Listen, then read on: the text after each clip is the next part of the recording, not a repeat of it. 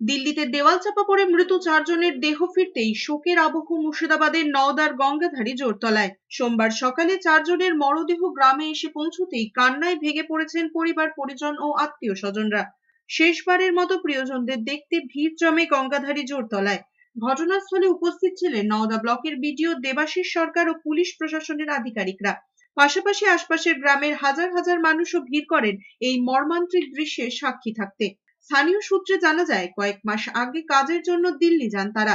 সেখানেই একটি বাড়ি ভাড়া নিয়ে থাকছিলেন। শনিবার সকালে হঠাৎ ভাড়া বাড়ির দেওয়াল হুড়মুড়িয়ে ভেঙে পড়ে তাদের ওপর।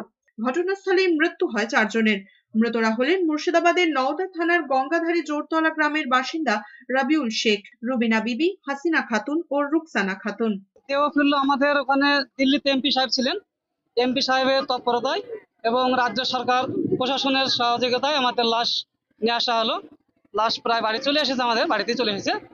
তো সরকারের কাছে আবেদন করেছিলাম, সরকার আমাদের উপর যথেষ্ট রেখেছেন, সচেতন করেছে।